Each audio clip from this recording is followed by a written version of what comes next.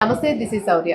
నందమూరి తారక రామారావు గారి జయంతి సందర్భంగా జరిగిన వేడుకలు ఏవైతే ఉన్నాయో, మరి ఈ వేడుకలు అత్యంత ఘనంగా జరుపుకున్నారు అందరూ కూడాను. అలాగే వేడుకల సందర్భంగా ఒక్కొక్కరు ఒక్కొక్క వాళ్ళ అభిప్రాయాల్ని తెలియజేశారు. సో అక్కడికి వచ్చిన పెద్దలు కానీ, రాజకీయ నాయకులు కానీ, కుటుంబ సభ్యులు కానీ ఒక్కొక్కరు ఒక్కొక్క అభిప్రాయాలను తెలియజేశారు.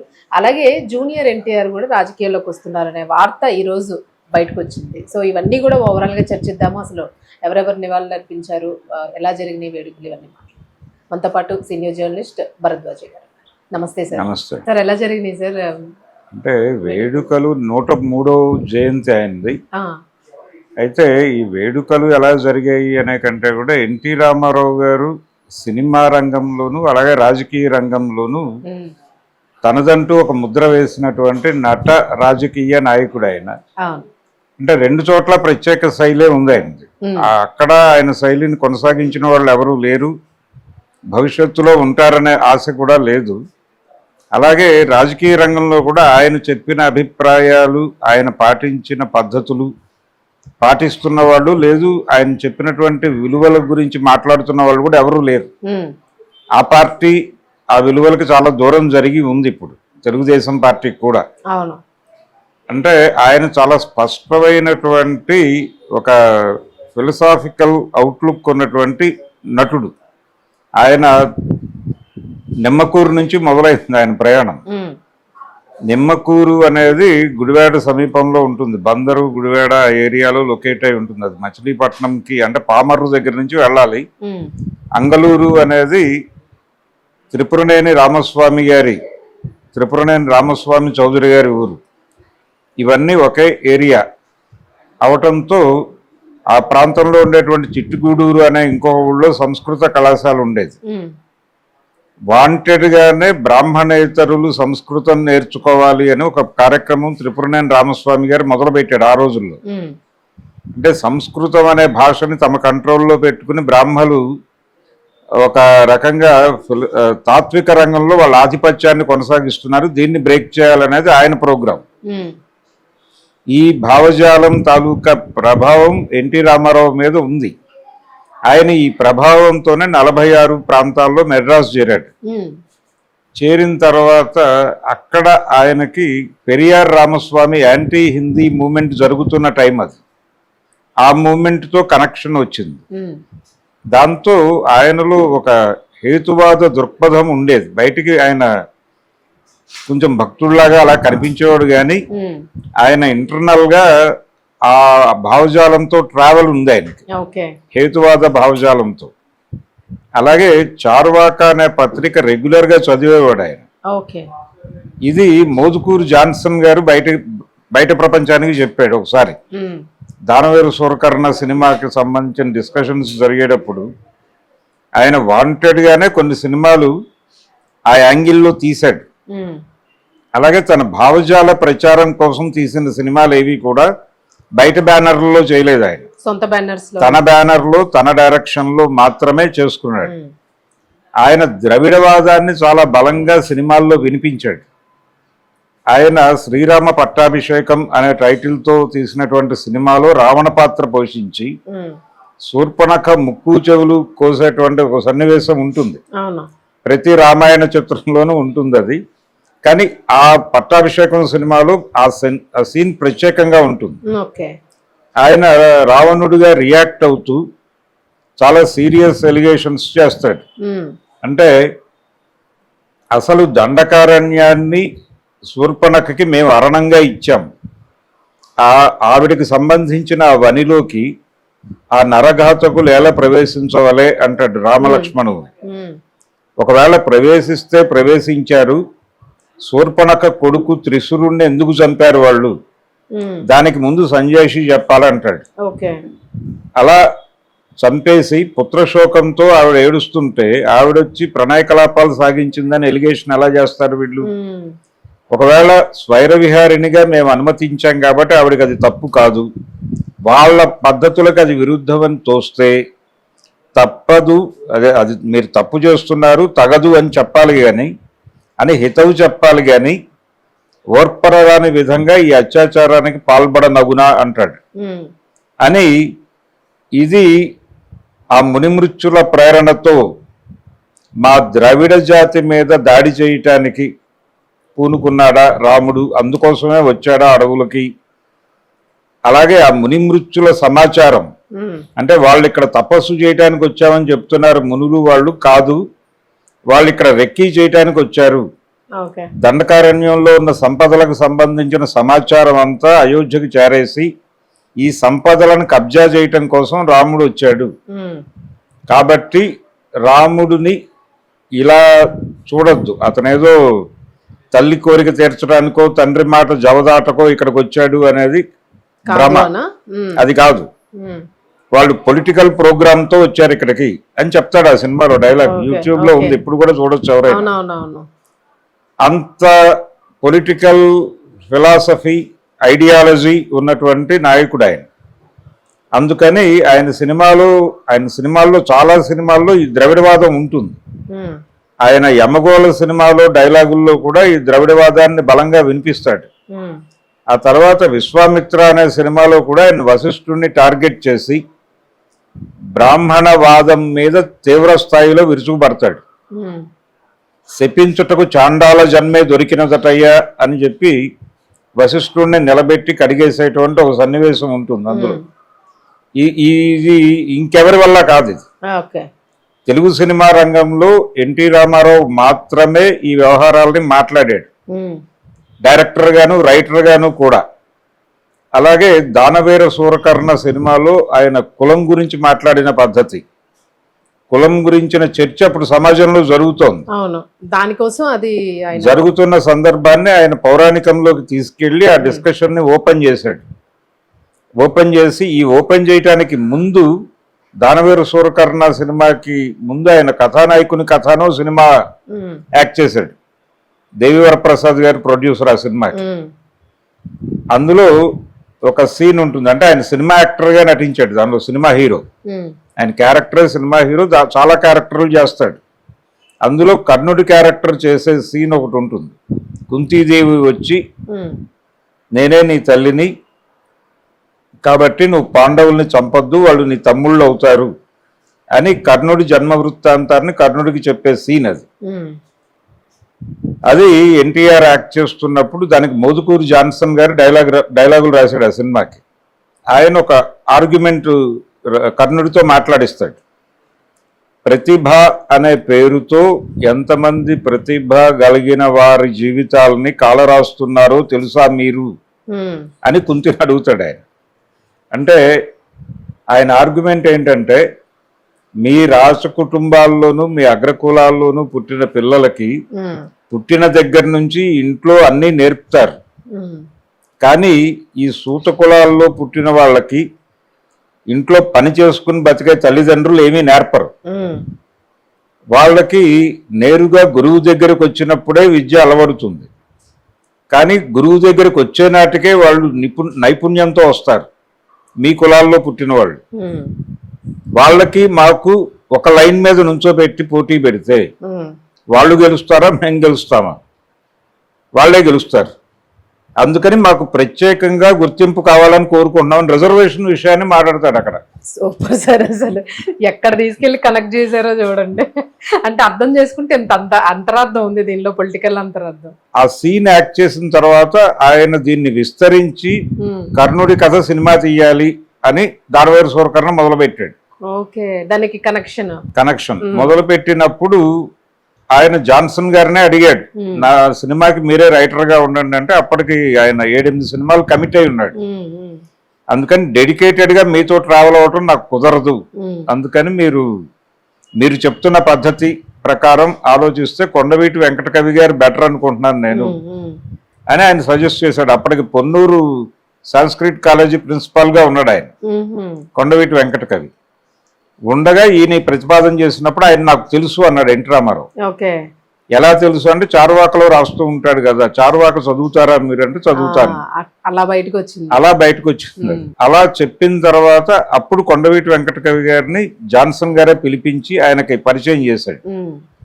పరిచయం చేసిన తర్వాత రామారావు గారు ఒక వేదిక మీద చెప్పిన మాట ఇది, నాలో ఏ స్థాయి వేడి ఉందో ఆ స్థాయి వేడి కలిగినటువంటి రైటర్ని నాకు పరిచయం చేశారు అని చెప్పాడు ఆయన ఓకే. కొండవీటి వెంకట కవి గురించి. ఉమ్. చెప్పి ఆయన తనకి సహాయకుడిగా కత్తి పద్మారావు గారిని తీసుకెళ్ళాడు. ఉహుం. ఆయన ఆ కాలేజీలో పనిచేస్తున్నాడు అప్పుడు. ఉమ్. వాళ్ళిద్దరూ కలిసి దానవేరు సూరకర్ణ సినిమాకి డైలాగులు రాశారు. ఉమ్. కొండవీటి వెంకట కవి గారు కత్తి పద్మారావు గారు కలిసి. ఉమ్. ఆయన దళితుడు, అవును. అలా నడిచినటువంటి ప్రయాణం అయింది. ఉమ్. అయితే ఇదే ఐడియాలజీతో ఆయన పొలిటికల్ పార్టీ పెట్టాడు. పొలిటికల్ పార్టీ పెట్టినప్పుడు కూడా ఆయన అడ్డబొట్లు పెట్టుకునే కనిపించేవాడు. శైవానికి గుర్తు, సౌత్కి గుర్తు అని. మహారాష్ట్రతో కూడినటువంటి దక్షిణాపథం కావాలి అనేది ఒక ఆలోచన ఉండేది ఆయనకి. ఓకే. అంటే వింధ్య పర్వతాలకు యువతలంతా దక్షిణాపథమే ఉమ్. అనే యాంగిల్ తీసుకుని పెరియార్ చెప్పిన మాట అది. ఉమ్. అది తీసుకుని మహాదక్షిణాపథం అనే పేరుతో ఉమ్. ఇది విడిపోయి వేరే దేశం కావాలి అనేటువంటి ఆలోచన కూడా ఉండేది. ఓకే. అందుకని మీ పార్టీ పేరేమిటి అని ఆయన అడిగినప్పుడు, ఆయన పొలిటికల్ పార్టీ పెడతానని పెట్టిన ప్రెస్ కాన్ఫరెన్స్ లో ఉమ్. ఐ వెంకట్రావు గారే అడిగాడు, మీరు పార్టీ పెడతానంటున్నారు, మీ పార్టీ పేరేమైనా అనుకున్నారా అని. ఉమ్. అడిగితే నేను తెలుగువాడిని, నా పార్టీ తెలుగుదేశం అన్నాడు ఆయన చాలా క్యాజువల్ గా. అంతే, అదే ఇప్పటి వరకు నిలిచిపోయింది. అలా సడన్ గా చెప్పిన పేరు అది. అలా పార్టీ పేరు అనౌన్స్మెంట్ వచ్చేసింది బయటకు, రామారావు తెలుగుదేశం అనే పేరుతో పార్టీ పెడుతున్నాడు అని. ఉమ్. అలా ఏదైనా ఆయనలో ఒక ఆలోచన నడుస్తూ ఉండేది అవును. ఇంటర్నల్ గా. ఉమ్. అది ఆ పార్టీ పెట్టిన తర్వాత కూడా ఆయన తీసుకున్న విధానాలు చాలా మందిని కంగారు పెట్టేవి. అవును. అంటే నాదెండ్ల భాస్కర్ రావు వెన్నుపోటు జరిగినప్పుడు ఉమ్. దానికంటే ముందు ఒక చరిత్ర సృష్టించాడు ఆయన. ఉమ్. రోడ్డు మీదకి రావటమే, అంటే పొలిటికల్ ఏరియాలో కాలు పెట్టడమే ఆయన ఒక చాలా స్పష్టంగా తన వైఖరి చెప్పాడు. ఉమ్. కేంద్రంలో అధికారం చలాయిస్తున్నటువంటి కాంగ్రెస్ పార్టీకి బుద్ధి చెప్పడమే నా ప్రోగ్రాం అన్నాడు. ఓకే. ఓకే. దేశంలో ఫెడరల్ స్ట్రక్చర్ ని దెబ్బతీస్తున్నారు వీళ్ళు, ఉమ్. జాతి పోరాటాలు జరుగుతున్నాయి అప్పుడు. అవును. అంటే అస్సాంలో గణ సంగ్రామ పరిషత్ నాయకత్వంలో వేర్పాటువాద ఉద్యమం జరుగుతోంది. ఉమ్. అలాగే లాల్ డెంగా లాంటి నాయకులు ఉన్నారు అప్పుడు. ఈస్టర్న్ స్టేట్స్ లో ఉమ్. బోడోల్యాండ్ ఉద్యమం జరుగుతోంది, గుర్ఖాల్యాండ్ ఉద్యమం జరుగుతోంది బెంగాల్లో. అన్ని ఉద్యమాల బాటలోనే ఉన్నాయి. అలాగే ఖలిస్తాన్ పేరుతో మేము విడిపోతామని పంజాబ్ లో ఒక మూవ్మెంట్ జరుగుతోంది. ఆ టైంలో ఎన్టీ రామారావు పొలిటికల్ పార్టీ పెట్టాడు ఇక్కడ 82 మార్చి 29. రాజకీయ పార్టీ పెట్టి ఈయన వాటన్నిటి వాయస్లు ఈయన వినిపించాడు ఇక్కడ. వినిపించి నేను లీగల్ ఏరియాలో అంటే కాన్స్టిట్యూషనల్ పరిధిలో ఇదే అంశాల మీద దెబ్బలాట దలుచుకున్నాను అని చెప్పాడు. అది జనాల్ని కనెక్ట్ చేసింది ఆయనకి. కనెక్ట్ చేసింది, దాని నుంచి ఎక్కడ డీవియేట్ కాలేదు ఆయన. ఎన్నికల ప్రచారంలో చాలా స్పష్టంగా కాంగ్రెస్ పార్టీ ఫెడరలిజాన్ని ఎలా చంపేస్తుంది అని ఎక్స్ప్లెయిన్ చేసుకుంటూ వెళ్ళాడు. దాంతో జనాలు ఆయనతో ట్రావెల్ అయ్యారు, ఆయన ఆల్టర్నేటివ్ గా చూశారు. ఆల్టర్నేటివ్ గా చూడటం వలన 82 చివరిలో జరిగినటువంటి ఎన్నికల్లో ఆయనకి ముఖ్యమంత్రి పదవిని ఇచ్చేశారు. ఇచ్చారు. 83 జనవరిలో ఆయన ప్రమాణ స్వీకారం చేశాడు ముఖ్యమంత్రిగా. అలా పొలిటికల్ ఏరియాలోకి వచ్చిన తర్వాత నాదెండ్ల భాస్కర్ రావు వెన్నుపోటు జరిగినప్పుడు ప్రజాస్వామ్య ఉద్యమం అనే పేరుతో మళ్ళీ రోడ్డు మీదకి వచ్చాడు ఆయన. రోడ్డు మీదకి వచ్చి గవర్నర్ల వ్యవస్థ ద్వారా రాష్ట్రాలను అస్థిరపరుస్తున్నటువంటి కాంగ్రెస్ అనే యాంగిల్లో పోరాటం మొదలుపెట్టాడు. మొదలుపెట్టినప్పుడు భారతీయ జనతా పార్టీ ఆయనతో కలిసి నడిచింది. అద్వానీ, వాజ్పేయి వీళ్ళందరూ ఆయనకు మద్దతు ప్రకటించారు. ఆయన రాష్ట్రపతి భవన్ ముందు ఎమ్మెల్యేల ప్రదర్శన పెట్టినప్పుడు వీళ్ళందరూ నిలబడ్డారు అక్కడ. ఈ స్నేహాన్ని పురస్కరించుకుని ఆ తర్వాత జరిగినటువంటి ఇందిరాగాంధీ హత్య తర్వాత జరిగిన పార్లమెంట్ ఎలక్షన్స్ లో హన్మకొండలో ఆయన భారతీయ జనతా పార్టీ అభ్యర్థికి వ్యతిరేకంగా అభ్యర్థిని నిలబెట్టలేదు. ఎన్టీఆర్ నిలబెట్టలేదు. అక్కడ బీజేపీ గెలుపుకి ఆయన సహకరించాడు ఒక రకంగా. ఆ తర్వాత వీళ్ళు ఈయన నేషనల్ ఫ్రంట్ అన్నాడు. ఈ నేషనల్ ఫ్రంట్ అన్నప్పుడు అద్వానీ గారు వచ్చి మాట్లాడాడు ఈయనతో. జాతీయ రాజకీయాల్లో కాంగ్రెస్ కి ప్రత్యామ్నాయం మేము ఉన్నాం కదా, మాతో ట్రావెల్ అవ్వచ్చు కదా అనేది ఆయన ప్రతిపాదన. ఆ రోజు ఈయన స్పష్టంగా చెప్పాడు, నేను జాతీయ పార్టీలతో నడవను. ఆ టైంలో మీరు నాకు సహకరించారు, ఆ సహకారానికి గాను నేను ప్రత్యుపకారం హన్మకొండ ఎన్నికల్లో నేను అభ్యర్థిని నిలబెట్టలేదు, అక్కడ వరకే, దానికి అది చెల్లు, అయిపోయింది ప్రోగ్రాం. ఇప్పుడు నా ఒరిజినల్ థియరీ చెప్తున్నారు మీకు. ఈ ప్రాంతీయ పార్టీల కూటమిని ఢిల్లీలో అధికారంలోకి తీసుకొస్తే తప్ప ఫెడరలిజం బతకదు ఈ దేశంలో. ఓకే. అందుకని నేను నేషనల్ ఫ్రంట్ పెడుతున్నాను. మీరు ఇష్టపడితే పడండి, లేదు తిడితే తిట్టండి, నాకు అభ్యంతరం లేదు. నేనైతే ప్రాంతీయ పార్టీల కూటమిని ఢిల్లీలో అధికారంలోకి తీసుకురావడం కోసం ప్రయత్నం చేస్తున్నాను అని చెప్పి కాంగ్రెసేతర రాష్ట్రాల ముఖ్యమంత్రుల సమావేశం పెట్టాడు ఆయన బెజవాడలో. పెట్టి కాశ్మీర్ నుంచి ఆయన తీసుకొచ్చాడు, ఫారూక్ అబ్దుల్లాని తీసుకొచ్చి అక్కడి నుంచి ఏ రాష్ట్రంలో కాంగ్రెసేతర ప్రభుత్వం ఉంటే ఆ ముఖ్యమంత్రిని తీసుకొచ్చి కూర్చోబెట్టి ఈయన ప్రోగ్రాం చెప్పాడు. ఇది మన కార్యక్రమం, మనం ఢిల్లీని కంట్రోల్లోకి తీసుకోవాలి, జాతీయ పార్టీలను పక్కకి నెట్టి, రెండు జాతీయ పార్టీలు కాంగ్రెస్ అండ్ బీజేపీ రెండింటినీ పక్కకి నెట్టి ఢిల్లీని మన కంట్రోల్లోకి తీసుకుంటే తప్ప మన కథ నడవదు. అస్సాం సంగ్రామ్ పరిషత్ కూడా ఈయనతో పాటు వచ్చేసింది. ఈయన వాళ్ళని కూడా తన దగ్గరికి తెచ్చుకున్నాడు. ఖలిస్తాన్ పంజాబ్ వెళ్ళాడు ఈయన. పంజాబ్ వెళ్ళి వాళ్ళతో కూడా మాట్లాడే ప్రయత్నం చేశాడు. అలా ప్రతి చోటకి ఎక్కడ వేర్పాటువాద ఉద్యమం ఉంటే అక్కడ రామారావు ప్రజెన్స్ ఉండేది. ఇలాంటి ఒక పొలిటికల్ ప్రోగ్రామ్ తీసుకున్న నాయకుడు ఆయనకి ముందు లేడు, తర్వాత లేదు. ఇప్పుడు తెలుగుదేశం పార్టీ భారతీయ జనతా పార్టీలో అంతర్భాగంగా మారిపోతున్నటువంటి ఒక పరిస్థితి చూస్తున్నాం. ఇలా రాజకీయ రంగంలోనూ ఆయన ప్రత్యేకమే, సినిమా రంగంలోనూ ఆయన ప్రత్యేకమే. ఆయన కేవలం నటుడు కాదు, ఆయన దర్శకుడు, నిర్మాత, రచయిత.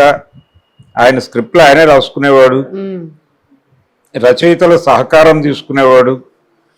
ఆయన రాసుకున్నటువంటి స్క్రిప్టే శ్రీరామ్ పట్టాభిషేకం, ఆయన డిజైన్ చేసుకున్న స్క్రిప్టే దానవేరు సూరకర్ణ. విశ్వామిత్ర సినిమా నాగభైరవ కోటేశ్వరరావు గారిని తీసుకుని ఆయన సహకారంతో రాసుకున్నాడు. ఇలా ప్రతిదీ ఒక పొలిటికల్ ఐడియాలజీ, ఒక ఫిలసాఫికల్ ఐడియాలజీ నేపథ్యంలోనే నడిచేవి ఆయన సినిమాలు కానీ ఆయన రాజకీయాలు కానీ. అందుకని ఆయన 103వ జయంతి ఈరోజు. అంటే ఎవరు ఏం మాట్లాడినా అంటే ఆయన చాలా గొప్పవాడు అని మాట్లాడే వాళ్ళే తప్ప ఒరిజినల్ గా ఎన్టీఆర్ ఏమిటి అనేది, ఆయన ప్రోగ్రామ్ ఏమిటి, ఆ ప్రోగ్రామ్ ని కొనసాగిస్తున్నవాడు ఎవడు అనేది ఎవరి దగ్గర మాటలు లేవు ఎవరి దగ్గర కూడా. ఆయన పార్టీ పెట్టాడు, 9 నెలల్లో అధికారంలోకి వచ్చాడు, ఇదే గొడవ. అంటే నిజానికి 77వ సంవత్సరం ఆయన లైఫ్ లో ఒక స్పెషల్ ఇయర్ అది. అంటే ఆయన 77 జనవరిలో దానవేరు సూరకర్ణ రిలీజ్ అయింది. అది సెన్సేషనల్ హిట్ సినిమా. అదే సంవత్సరం ఏప్రిల్ నెలలో అడవి రాముడు రిలీజ్ అయింది. అది తెలుగు సినిమా స్టామినా అని ప్రపంచానికి చెప్పింది. 4 కోట్లు వసూలు చేసిన సినిమా అది. అప్పటికి బాలీవుడ్ లో షోలే లాంటి సినిమా 5 కోట్లు, అది జాతీయ మార్కెట్ లో 5 కోట్లు అంటే లోకల్ మార్కెట్ లో 4 కోట్లు వసూలు చేశారు.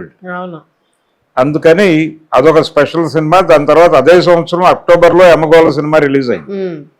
ఒకే సంవత్సరం 3 రజతోత్సవ సినిమాలు. అక్కడి నుంచి 82 మార్చి 29న ఆయన కెరియర్ ముగిస్తున్నాను అని చెప్పే వరకు అదే విజయ పరంపర కొనసాగింది. ఆ విజయ పరంపర మీదుగా అలా అంటే చివరి టైంలో కూడా ఆయనకి బొబ్బిలి పులి ఆ సినిమా, తర్వాత నా దేశం అని బాపయ్య గారి డైరెక్షన్ లో చేసిన సినిమా, అది పొలిటికల్ ఐడియాలజీతో ఉండే సినిమాలే. బొబ్బిలి పులిలో కోర్టు సీన్ అనేది రామారావు గారు ఆయన డ్రైవ్ చేసి రాయించుకున్నటువంటి సీన్ అది. దానిలో ఆయన ఎందుకు ఆ సీన్ తీయటానికి వారం రోజులు స్క్రిప్ట్ కి టైం తీసుకున్నారు. ఎందుకు తీసుకున్నారంటే కొత్త పాయింట్ చెప్పాలి మనం ఇక్కడ అని చెప్పి వాళ్ళ మీద ఒత్తిడి తీసుకొచ్చాడు. అదేంటంటే ఫైనల్ గా నేను యుద్ధ రంగంలో కొన్ని వేల మందిని చంపాను, అప్పుడేమో నాకు బిరుదులు ఇచ్చి సత్కరించారు, ఇప్పుడు మన దేశానికి ఇబ్బంది కలిగిస్తున్నారు మన దేశం వాళ్ళే అని నేను బయటకు వచ్చిన తర్వాత 3 చంపాను, చంపితే నాకు ఇప్పుడు ఉరిశిక్ష వేస్తున్నారు, ఇది ఎలా సబబు అని అడుగుతాడు జడ్జిని. అడిగితే యుద్ధ రంగంలో మీరు చంపింది మన దేశానికి శత్రువుల్ని అంటాడు ఆయన. అక్కడ కీలకమైన డైలాగ్ ఉంటుంది. అంటే మన దేశానికి శత్రువులే కావచ్చు కానీ వాళ్ళ దేశానికి దేశభక్తులు అయి ఉంటారు కదా ఎవరానర్ అంటాడు. అవును అయి ఉండొచ్చు అంటాడు జడ్జి గారు. అవును వాట్ అయి ఉండొచ్చు అంటాడు. ఉమ్, అని ఏదో ఒక దేశానికి దేశభక్తులైన వాళ్ళని చంపితేనేమో నువ్వు బిరుదులు ఇస్తావా? అవును నీ దేశానికి నీ వాళ్లే ద్రోహం చేస్తున్నారని చంపితే ఉరిశిక్ష చేస్తావా? ఇంకా ఈ దేశం ఎలా బాగుపడుతుంది అంటే సూపర్ సార్ అసలు. అది ఆ సీన్ ఊహించడం కూడా చాలా కష్టం. అవును ఇలాంటి సీన్లు అంటే ఆయన అడిగేవాడు. అవును అంటే కథలో ఆ యాంగిల్ ఉంటే యమగోళప్పుడు కూడా అవును ప్రొడ్యూసర్ వెంకటరత్నం గారిని ఆయన అడిగినవి రెండే కోరికలు. ఒకటి రైటర్ సెట్ లో ఉండాలి, అవును ప్రతిరోజు. అవును అలాగే అసిస్టెంట్ డైరెక్టర్ గా కేవీ రావు గారిని తీసుకోండి అన్నాడు ఆయన. ఓకే మీరు డైరెక్టర్ ఎవరినైనా పెట్టుకోండి, నాకు అభ్యంతరం లేదు, కానీ అసిస్టెంట్ డైరెక్టర్ కేవీ రావు ఉండాలి. అంటే ఆయన కార్టూనిస్ట్, అవును అవును ఆయనకి పొలిటికల్ ఫైర్ ఉండేది. అవును అందుకని నరసరాజు గారు కేవీ రావు వాళ్ళిద్దరు ఉంటే వాళ్ళతో డిస్కస్ చేసి ఉమ్, ఆ రోజు జరిగే సీన్ ఎలా డ్రైవ్ అయితే బాగుంటుంది అనేది ఒక వ్యూహం చేసుకుని చేద్దాం సినిమా ఉమ్, అని. దానిలో ఓపెన్ గా చిత్రగుప్త ఇక్కడ ఏమైనా ఎమర్జెన్సీ ఉందా అని అడుగుతాడు. ఉమ్, అలాగే ఇంకొక సీన్ ఉంటుంది దానిలో, ఒక డాక్టర్ ని బోన్ లోకి ప్రవేశపెడతారు ఎముడి ముందు. ఉమ్, ప్రవేశపెట్టిన తర్వాత ఏమిటి తను చేసిన నేరం అని అడుగుతాడు ఎముడు. ఉమ్, ఇతను పెళ్లి అయిన వాళ్ళకి కాని వాళ్ళకి కూడా బర్త్ కంట్రోల్ ఆపరేషన్లు చేశాడు ప్రభు అంటాడు ఆయన.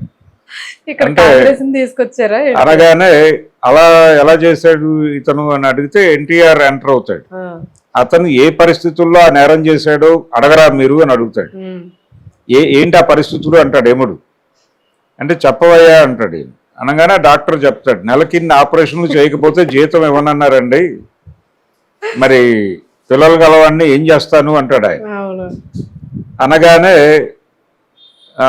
ఎవరు ఆ మాట అంది అంటాడు ఎముడు. ఉమ్, ప్రభుత్వం అంటాడు ఆయన.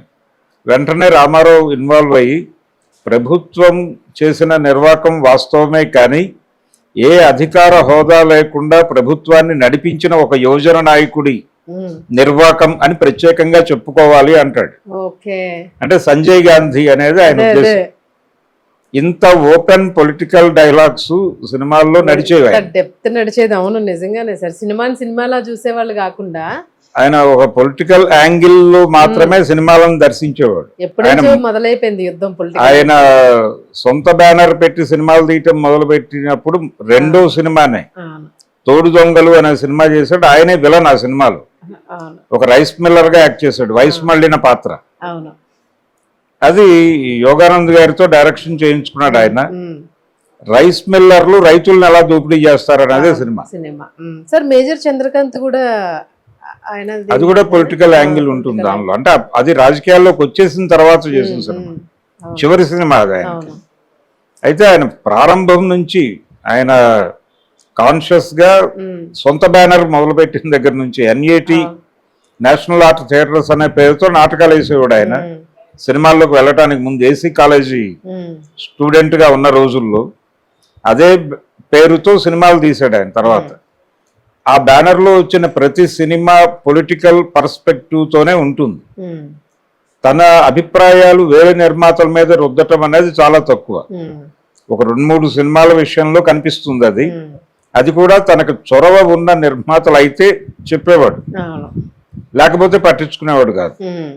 దాసరి గారితో ఆయనకు ఒక లింక్ ఉంది. అంటే భీమ్ సింగ్ అనే రామారావు గారితో సినిమాలు చేసిన డైరెక్టర్ దగ్గర ఈయన అసిస్టెంట్ గా పనిచేసేవాడు. ఉమ్, అప్పుడు కనెక్షన్ ఉంది ఆయనకి దాసరితో. Okay. అందుకని ఆయనతో సర్దార్ పాపారాయుడు అనే సినిమాకి సహకరించాడు ఆయన. బొబ్బిలి పులి అనే సినిమా కూడా సహకరించాడు. ఉమ్, అంటే సీన్ ఎలా డ్రైవ్ అవ్వాలి అనేది తన పర్స్పెక్టివ్ చెప్పేవాడు. ఉమ్, చెప్పాక ఆ పద్ధతిలో రాసేవాళ్ళు. వాళ్ళు రాస్తే ఈయనకి ఈజీగా ఉండేది. అది తన పాత్ర అన్నట్టుగా చేసేవాడు ఆయన. అవును అలా ఆ బిలాంగింగ్నెస్ తో కనిపించే సినిమాలు చాలా తక్కువ ఉంటాయి ఎన్టీఆర్. అవును అడవి రాముళ్ళు చాలా మెకానికల్ గా ఉంటాడు ఎన్టీ రామారావు గారు. అది చాలా పెద్ద హిట్టే గానీ అవును చాలా మెకానికల్ గా ఉంటాడు. యమగోల్లో చాలా ఆహ్లాదకరంగా ఉంటాడు. ఉమ్, అంటే ఆయనకి Difference మనం కనెక్ట్ అయిన గమనిస్తే సబ్జెక్ట్ అది. ఉమ్, అలాగే కర్ణ సినిమా ఆయనకి కనెక్ట్ అయిన సబ్జెక్ట్ అది. సబ్జెక్ట్ కనెక్ట్ అయితే హీరోలో తేడా కనిపిస్తుంది. అవును అది రామారావు గారు చాలా సినిమాల్లో కనిపిస్తుంది. ఉమ్, ఆయనకి సబ్జెక్ట్ కనెక్ట్ అయిపోతే చెలరేగిపోతాడు. అవును అలాంటి ఒక అరుదైన హీరో ఆయన. అవును ఒక అరుదైన రాజకీయ నాయకుడు. అవును. ఈరోజు 103వ జయంతి. ఉమ్, నిజానికి ఎన్టీ రామారావు గారి రాజకీయ తాత్విక చింతన మీద ఒక పరిశోధన జరగవలసినటువంటి అవసరం అయితే ఉంది. సార్ చిన్న క్వశ్చన్ ఫైనల్ గాను, అంటే జనరల్ గా కొంచెం ఆయన పోలికలతో ఉండే మనిషి అన్నట్టు జూనియర్ ఎన్టీఆర్ అంటూ ఉంటారు.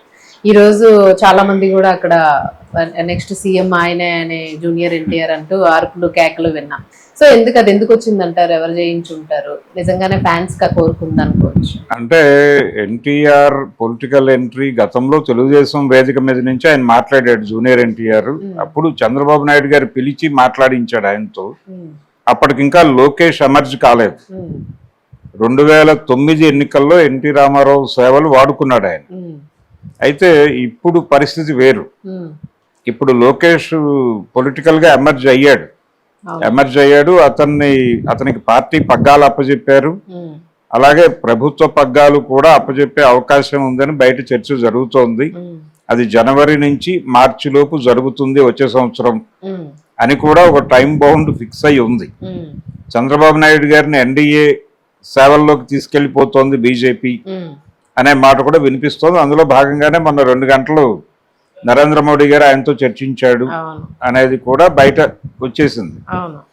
కాబట్టి ఈ సందర్భంగా జూనియర్ ఎన్టీఆర్ లోపలికి తీసుకెడితే ఇంకో పవర్ సెంటర్ తయారవుతుంది, అది కరెక్ట్ కాదు అనే ఉద్దేశంతో వాంటెడ్ గానే అతను దూరం పెడుతున్నారు వాళ్ళు. మరి కొత్త పార్టీ పెడితేనో సార్ ఇన్ కేస్ పెట్టే అంటే నిజానికి ఆంధ్రప్రదేశ్ లో ఒక కొత్త పార్టీకి వాక్యూమ్ ఉంది. అక్కడ 3 ప్రాంతీయ పార్టీలు ఉన్నాయి. 3 ప్రాంతీయ పార్టీలు కూడా ఎన్డీఏతోనే ఉన్నాయి. అది వైసీపీ ఎన్డీఏలో ఫిజికల్ గా లేదు, కానీ వాళ్ళు ఎన్డీఏ పట్ల వినయంగానే ఉంటున్నారు. ఏ రోజున వాళ్ళు అటాచ్మెంట్ అయితే ఉంది. ఏ రోజున కూడా వాళ్ళు భారతీయ జనతా పార్టీ మీద స్ట్రైట్ విమర్శ చేయలేదు. నిన్న మొదటిసారి జగన్మోహన్ రెడ్డి ఈ స్పెషల్ ఇంటెన్సివ్ రివ్యూ సర్ అనే దాని గురించి నిన్న జరిగిన కార్యకర్తల సమావేశంలో మొదటిసారి గొంతు లేపి మాట్లాడాడు సూచనప్రాయంగా.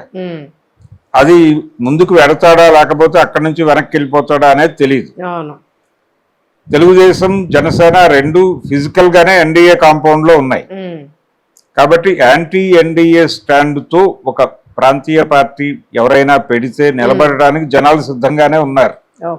ఒక నోన్ ఫేస్ కావాలి, అంటే జనాల్ని తన వైపు రాబట్టుకోగలిగినటువంటి ఓ చరిష్మాటిక్ ఫిగర్ కావాలి. నిజానికి ఒక ప్రాంతీయ పార్టీ పెట్టాలని 81 నుంచి ఒక ప్రయత్నం మొదలై నాదెండ్ల భాస్కర్ రావు ప్రయత్నం చేశాడు ఆ రోజుల్లో.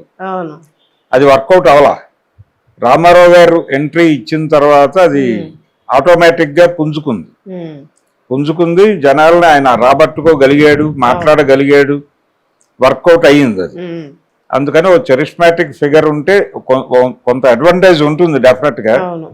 ఎన్టీఆర్ పొలిటికల్ ఎంట్రీ ఇవ్వదలుచుకుంటే ఇప్పుడు ఏపీలో అద్భుతమైన అవకాశం ఉంది. యాంటీ ఎన్డీఏ స్టాండ్ తో వెళ్ళి సీరియస్ గా ఎన్నికల సంస్కరణలు మాత్రమే, అంటే రాజ్యాంగ సంస్థల్ని తన పావులుగా వాడుకుంటూ వాళ్ళు దేశవ్యాప్తంగా జరుగుతున్నటువంటి ఎన్నికల్లో వాళ్ళు చేస్తున్న విచిత్ర విన్యాసాల వరకే పరిమితమై గొడవకు దిగినా గానీ జనాలు ఆయన్ని భుజం మీద పెట్టుకుంటారు. ఆ పరిస్థితి అయితే ఉంది. కానీ ఎన్టీఆర్ ఇప్పుడు పొలిటికల్ ఎంట్రీ ఇచ్చే కండిషన్ లో ఉన్నాడా అనేది డౌట్. జనాల్లో ఆకాంక్ష ఉంది. అంటే ఫ్యాన్స్ ని కన్స్ట్రక్టివ్ గా మలుచుకోగలగటం అనేది కూడా హీరోలకు అవసరమే. అంటే పవన్ కళ్యాణ్ లో అది లోపించింది.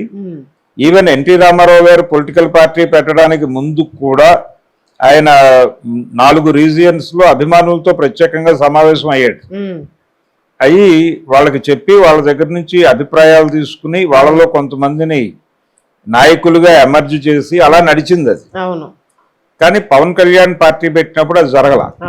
చిరంజీవి గారు కొంత ప్రయత్నం చేశారు ఆయన ప్రజారాజ్యం అన్నప్పుడు. విజయ్ చేశాడు. విజయ్ యాక్చువల్ గా 2009 నుంచి స్టార్ట్ చేశాడు అభిమానుల్ని కన్సాలిడేట్ చేయటం అనే ప్రోగ్రామ్ మొదలు పెట్టాడు. ఇప్పుడు అలా అభిమానుల్ని నిర్మాణాత్మకంగా కన్సాలిడేట్ చేస్తున్నటువంటి హీరోల్లో అల్లు అర్జున్ ఒకడు కనిపిస్తున్నాడు. ఎన్టీఆర్ కనిపిస్తున్నాడు. ఎన్టీఆర్ కి ఒక పొలిటికల్ లింకేజ్ ఉంది కాబట్టి అవును, ఇది ఒక అడ్వాంటేజ్ గా మారుతుంది అతను. అంటే రాజకీయాలను శాసించగలిగినటువంటి నిర్మాణం ఉన్న హీరోలు తెలుగు నుంచి వీళ్ళిద్దరే.